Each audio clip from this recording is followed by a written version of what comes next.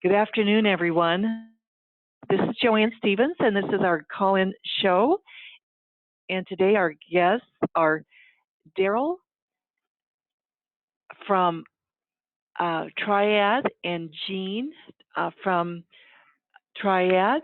And I want to introduce both of them. But before I do, I'm going to make a few announcements. Coming up next week, September 6th, 7th, and 8th, is the George Allen event in Indianapolis. And also coming up is the SECO event in Marietta, Georgia, October 10th, 11th, and 12th. Also, the New York Housing Association is having their annual meeting in New York. I will be speaking there on October 5th and 6th in Verona, New York. And finally, the National Communities Council, which is part of MHI, will hold their National Communities Council meeting November 1st, 2nd, and 3rd in Chicago.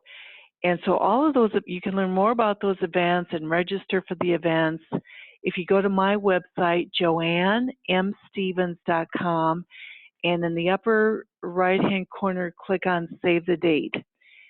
That's joannemstevens.com. Also on the website are newsletters that we archive, so you can find a lot of information there.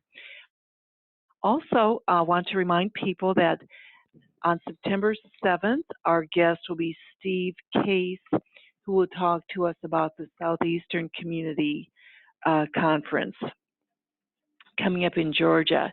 And then on September 14th, Jenny Hodge, Vice President from MHI, the Manufactured Housing Institute, will talk to us about the National Communities Council coming up.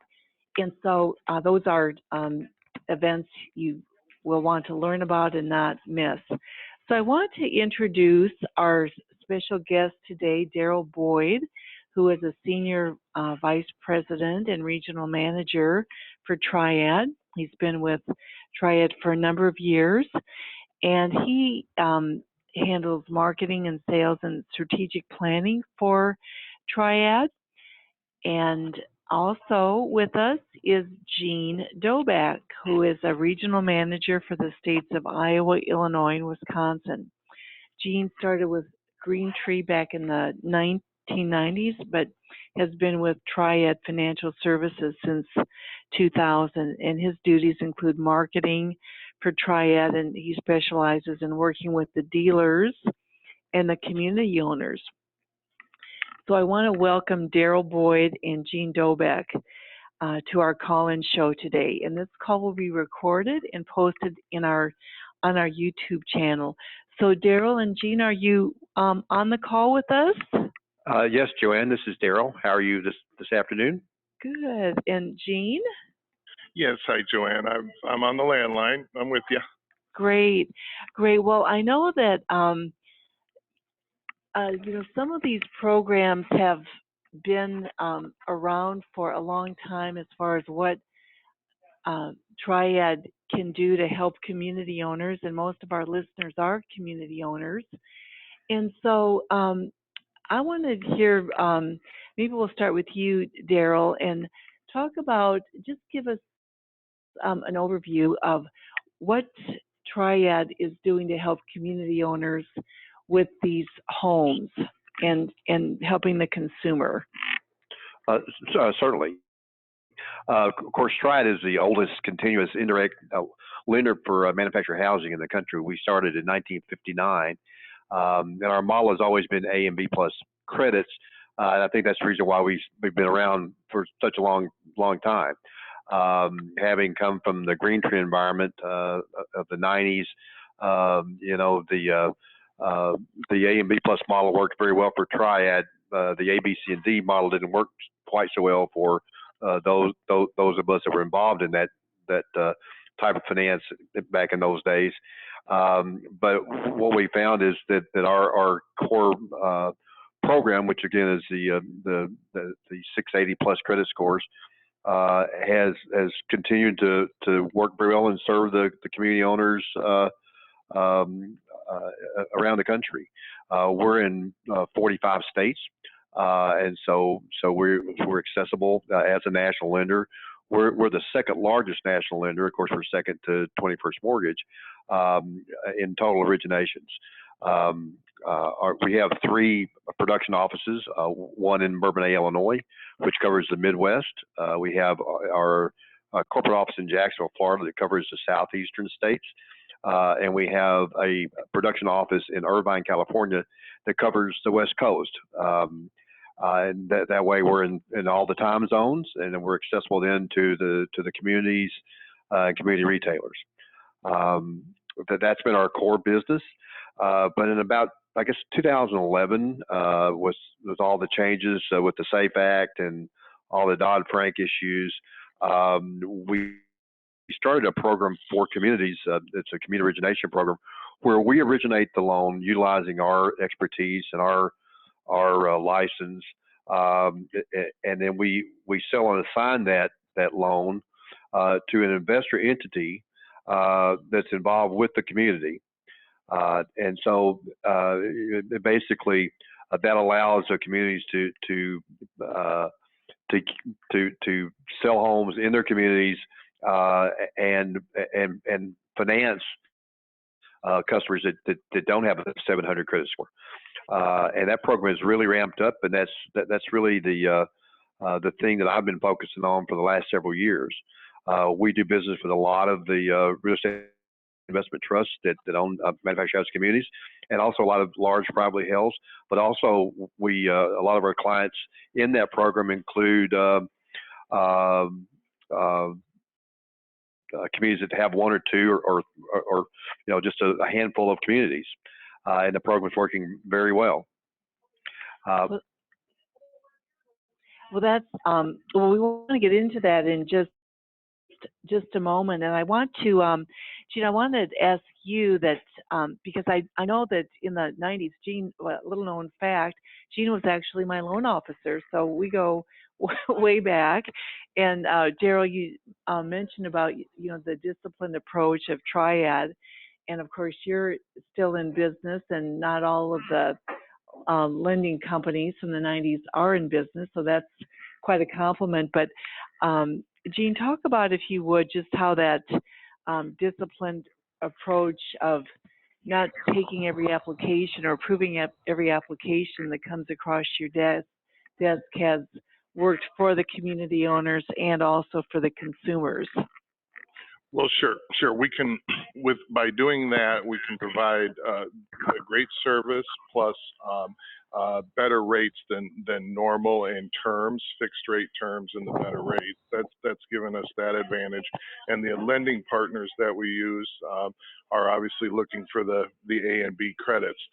Believe it or not, the loans that Triad originates through our communities and from our retailers, our dealers, both in the community and not, we have average credit scores of 715. So this just brings the community's standards up, brings good people into the communities. The value of the communities are improved, and there are good customers out there. There are 700 plus scores out there, and obviously we're more than happy to take care of that, and to encourage the community owners and the dealerships to attract those types of customers with the better credit scores. Yeah, and it's it's great that you're do business with a lot of the REITs. I think some of the REITs, especially the ELS REIT, they tend to have higher end communities and in resort type areas where they probably do have customers or tenants with a little higher income and so forth. But most the fact is most of the parks are 3-star parks in the U.S. So how do those fare in terms of finding tenants with a average over 700 credit score, average of 715 credit score? Darrell, you want to take that one? Or? Well, sure. And of course, that's why we've seen the popularity of this community origination program grow. A lot of these property hells that have the sufficient cash flow to provide the funding for these loans, either through some sort of investor or investor process where there's a separate investor entity, they're able to put those folks that may, that these 3-star parks are below. A lot of times they don't have the 700 credit scores. They may have some, but they also are going to attract those with the lower credit scores, and that's where our program comes in, because basically it's a finance transaction between the consumer and then initially Triad, but then we originate the loan and we sell and assign it to the investor, and so we're able to accommodate those people that are in those 3-star parks or below that don't have a 700 credit score. And again, we found the popularity of that growing because we still maintain the proper credit standards for these, and by that I mean we follow the ability to repay rules. So basically, it kind of goes back many years ago when I worked at the bank. We had what was known as the 3 C's of credit: character, will you pay me; capacity, can you pay me; and then if all else fails, you have the collateral. And that's really how we look at it, regardless of their credit score. The most important thing is, can you pay? And by utilizing the community's own relationships with those people in the park, the will you pay, they certainly have an influence over that consumer. And I think that's why we're seeing that this is working well, because you have a customer that we're making sure that they can pay the loan. And what I mean by that is we do a debt to income on this particular transaction, based on the same kind of debt to income qualifications that we would look at on a standard traditional Triad loan. And obviously there are a lot of people that have the ability to repay. They just may not. They may have some issues in their past, either a short-term issue or something that happened during our 2008, 2009 downturn that affected their ability to buy a home. So basically, the program enables those consumers to be a homeowner. And Jean, I wanted to follow up with something Darrell just said about, during the 2008 and 2009 downturn, people did lose their jobs. And so it's been a struggle for, for some people to find jobs and keep a job. And we're seeing perhaps more people working as independent contractors. That's kind of a trend in employment today, where the employers don't necessarily want to have to pay benefits. So how do you view employment today? Because the employment scene does seem to be evolving a little bit. It's not as standard as maybe it was 10 years ago. Yeah, that is very true, Joanne. For us, and as Darrell said, to follow the ability to repay and the qualified mortgage rules that our standards come under, we have to be very, very particular on how we looking for 2 years of job time and explaining any gaps in employment and that. We can of course do self-employed, as long as they have self-employed or these independent contractors, as you say, as long as we have a steady stream of income and they have tax returns and everything to show their income coming through. So it's as you said, it's constantly evolving. The workplace is changing, but we are still bound by following these credit guidelines and guidelines that satisfy our lenders at that point. So. Yeah, and I wanted to tell our listeners, I want to follow up on that with a question to Darrell here in a moment, but I wanted to tell our listeners about the Triad website, which I think is a really top-notch website, and their website is Triad, Triad, triadfs.com. Again, that's Triads, triadfs.com. There's a lot of information about lending and about manufactured homes and about the customer, and there's even a page for real estate agents, how they work with realtors, and somebody really thought through just how all the different, whether you're a consumer, whether you're a mobile home park owner, whether you're a real estate agent trying to do a land home deal, it's really a very comprehensive website. There's even a lot of definitions about lending that's really, it's just very well done. So I would encourage people to look at the Triad website just to learn more about lending, and it's even a page, a website you could refer your home renters to if you have renters in your community or just want to learn more about lending. But Darrell, I wanted to circle back with you about a trend today that we're seeing with more park owners, beginning sometime in the mid to late 2000, early 2000s. More park owners started to rent, and I think we've all been in the business long enough that we remember the days when that was a taboo, that only the most rundown mobile home parks would rent the mobile homes. Now it's becoming more and more of a given. Even the REITs do home rentals. In fact, Sun Communities led the charge probably beginning 10 years ago to do rentals. So what advice do you have of how park owners can start to convert these renters or rent-to-own people to actual sales? Well, and we're seeing a lot of that as our community origination program starts to, or continues to ramp up. We see a lot of that where they are converting those lease owns into actually loan transactions.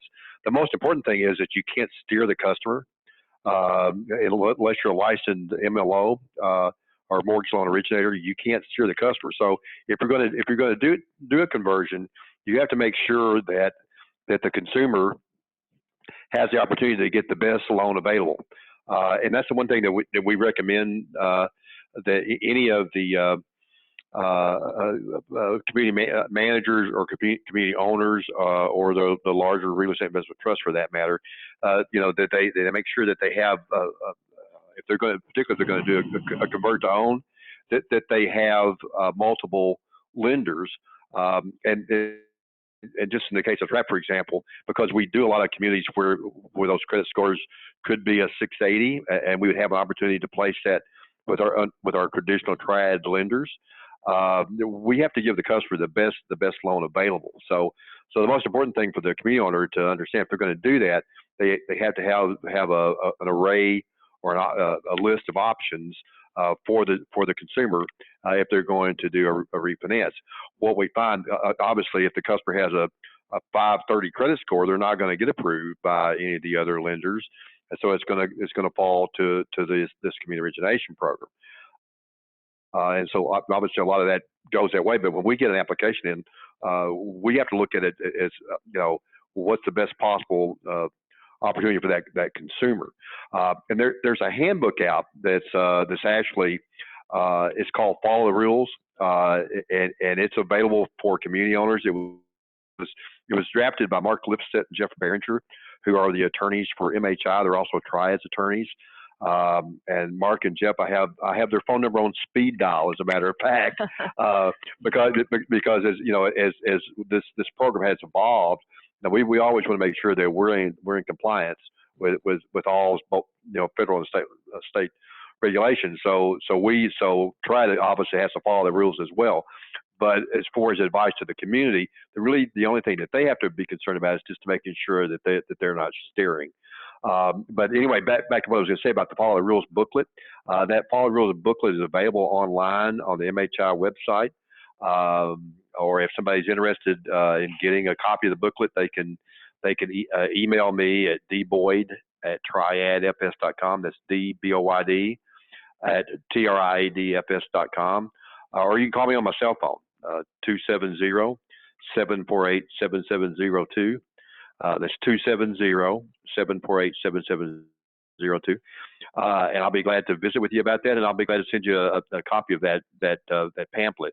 It's very well done, and it answers all those questions that you have to be concerned about as far as steering. And it was Mark Lissett and Jeff Behringer are they're the experts for this product, and like I said, I sleep a lot better at night knowing that I've got them on speed dial. So, but as far as advice to the community owner or community manager, that would be just to make sure that you don't steer the customer. So, Gene, what are you seeing? You work directly with a lot of the mobile home park owners. What are they doing, or what do you recommend that they do when they initiate the home rental? If they have the idea that, well, someday I just as soon have the customer, the tenant, own the home and not be renting it for 15 years. Is there anything they can do when they enter into that lease agreement, that home rental agreement, to suggest that, well, one of these days we're going to convert this to a sale? Sure. I believe a lot of the community owners are doing that. And then when I'm out marketing the program to them, I tell the retailer that we have our COP program, our community origination program, so possibly get them started on that first. Start getting them out of the rental mode, or get that mindset of always once a renter, always being a renter, to being a homeowner, to appreciating the home.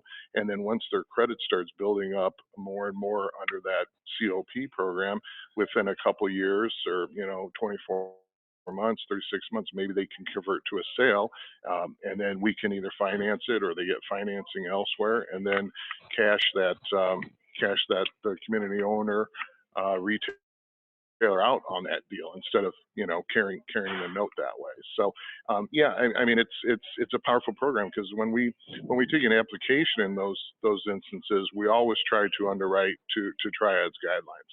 Now our averages are anywhere from 30 to 40% of all applications that we see get approved. So it's not the greatest percentage, but it's just a reality on what we're looking for. But for the community owner, and that under the COP program, they set their guidelines, and they can choose who they want to produce the loans to. So it is a good building block to put them under that program. And then, like I said, in 24 to 36 months, you have a good tenant making their payments on time, and maybe they can be converted into a regular loan and cash out the community owner on that house. So, Gene, as a practical matter, let's say the loan that gets turned down, the customer applies to Triad, and they get turned down. Does the customer have any? And they're renting the mobile home from the park, the mobile home park. Does the customer have any opportunity to speak to you or one of the Triad people about what they can, if they've been turned down, what do they need to do to work on their situation, earn more income, pay off some bills, that type of thing? Do they have any okay, would you talk about that? Well, yeah, traditionally, I mean, our underwriters in all facets and all departments in California and in Bourbonnais, Illinois, and also in Florida, they're very busy with a lot of applications coming in. So as far as counseling and telling the customer that it's denied, that what they need to do, that's not coming from our underwriters and our licensed loan originators.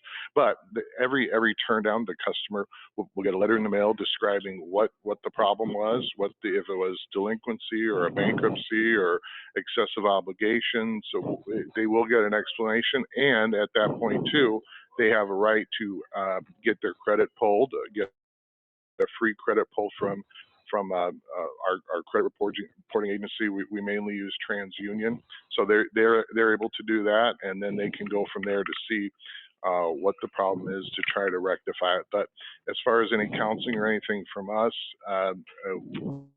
we don't do that on a regular basis. There may be a Sure. there may be a retailer. Some say, "Gene, can you just please explain to them?" But it's very, very, very few and far between at that point.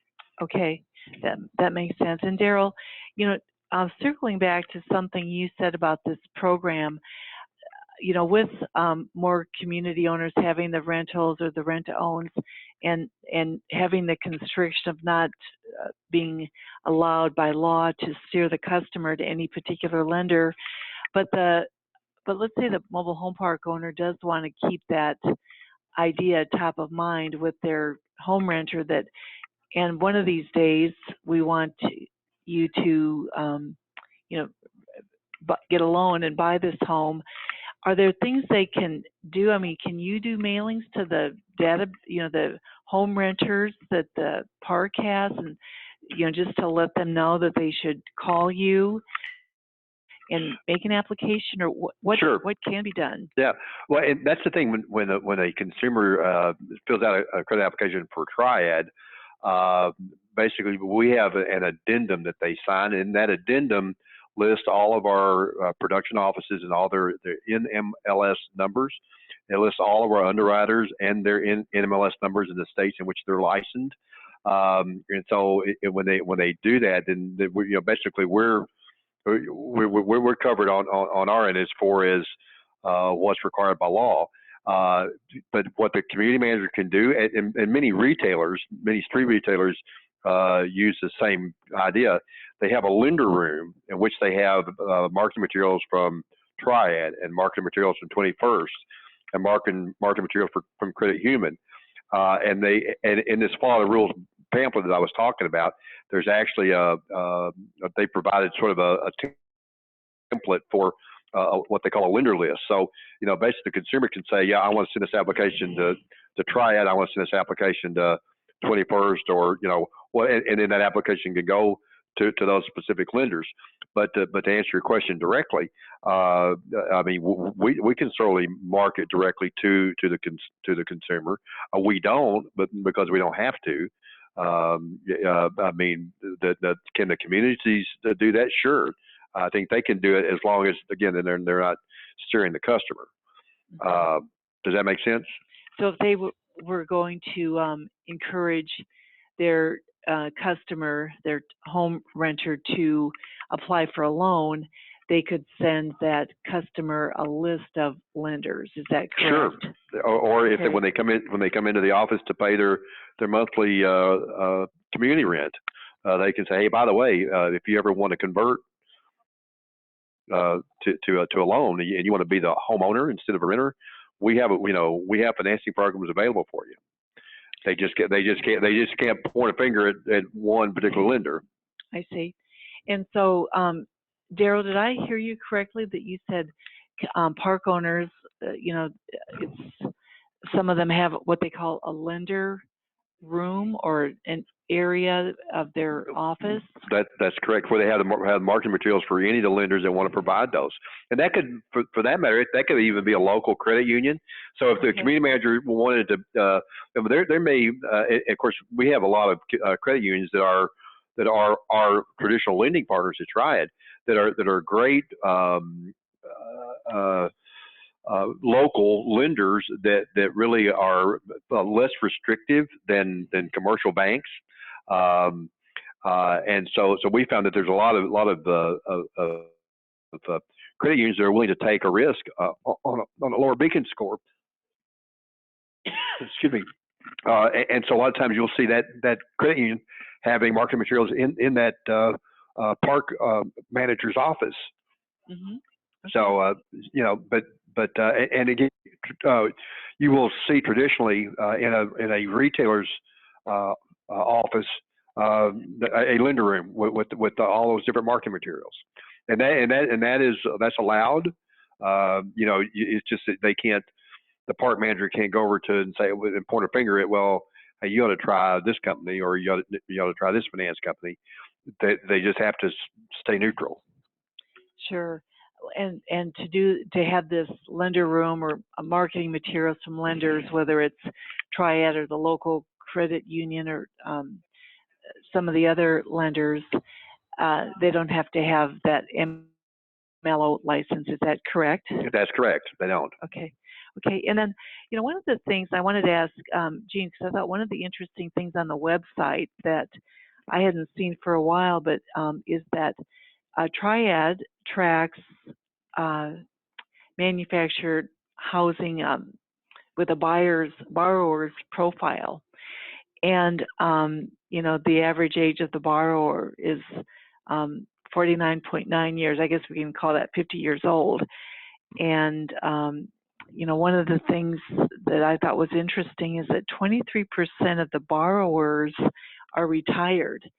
And so that's, do you think mobile home park owners are generally, do you think they have sort of a preconceived notion that retired people aren't going to be able to afford to get a loan?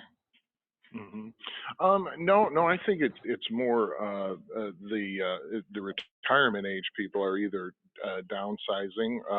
For example, up in this area, in the Chicagoland area, our office is about 60 miles south of Chicago, and we have some wonderful 5-star parks around here that are basically 55 and older communities, and a majority of the people want to sell their big house in Bolingbrook or in Lake Forest or something like that, have a summer summer house here or full-time residence here in Illinois, and then maybe have something down in Florida. So and traditionally too, from a manufactured housing standpoint, we're kind of like in the ages are kind of in a donut where it's mostly older folks or your first time home buyers that are buying the manufactured housing. So but yeah, that's kind of the trends we're seeing at this point. One thing I do want to add, and I'm so glad you mentioned our website, because we'd like to have that utilized more.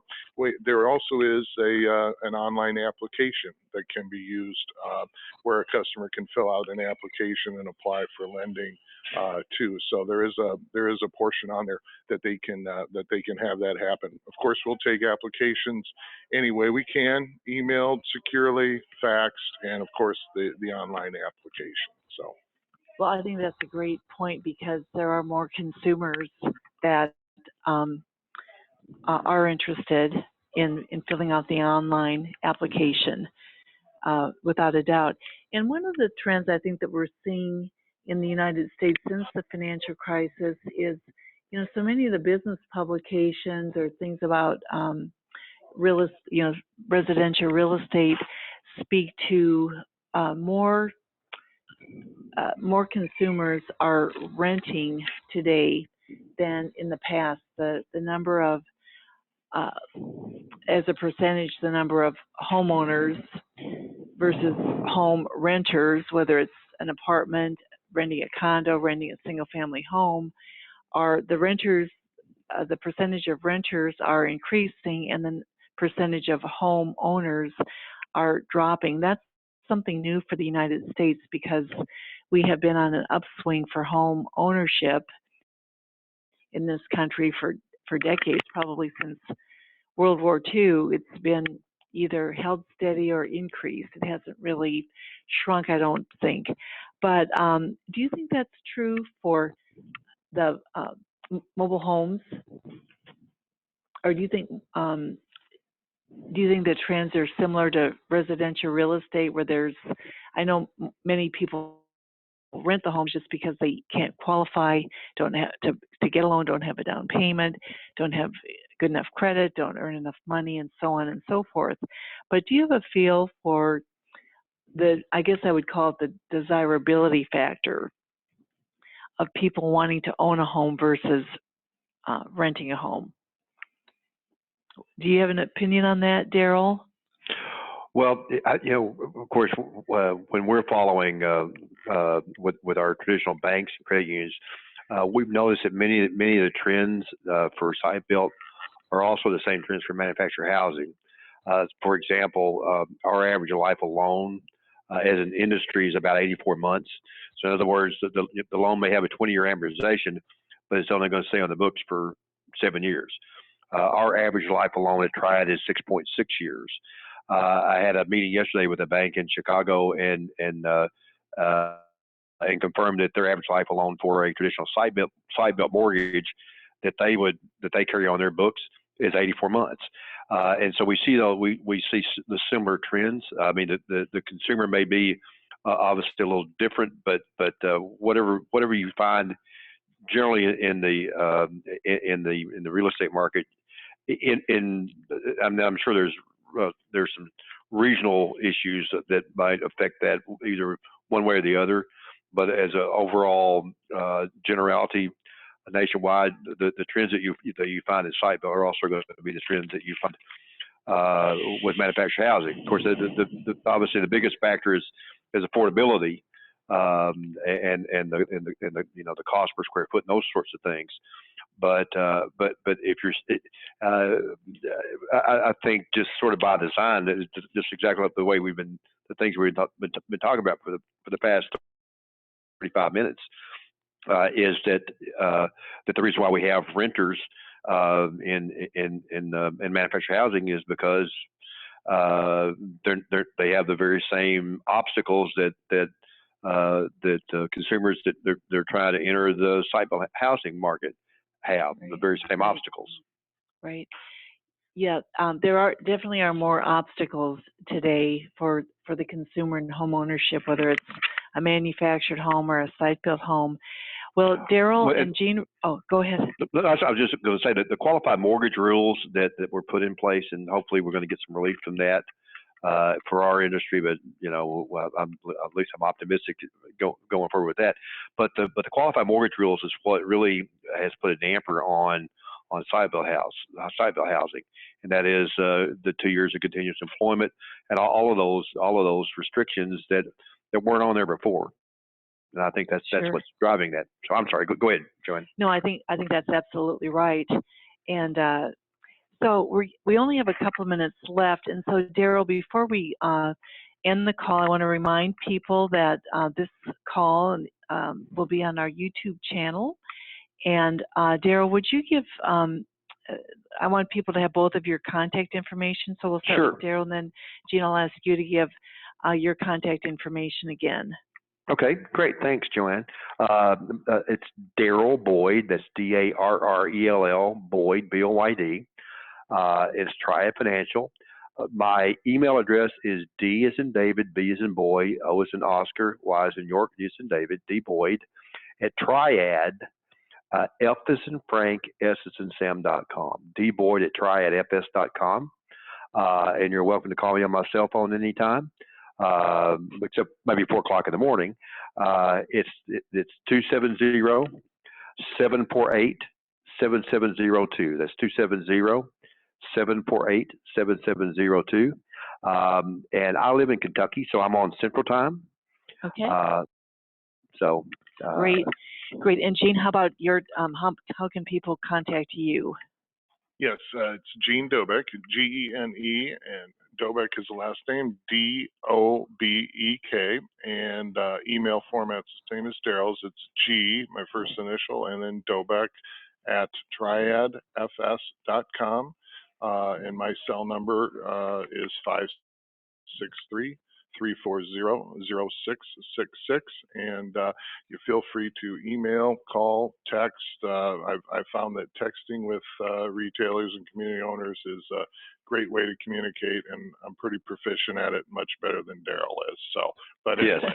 I want to thank I want to thank Darrell and Jean for being our guests today. This was so informative, and I want to encourage people to check out the Triad Financial Services website. That's triadfs.com. And please join us next week, and our special guest will be Steve Case, that will talk to us about the Southeastern Conference coming up in October. So thank you again, Jean and Darrell, and we'll see everybody next week on the show. Thank you. Thanks so long. Thanks, Joanne. Okay, bye.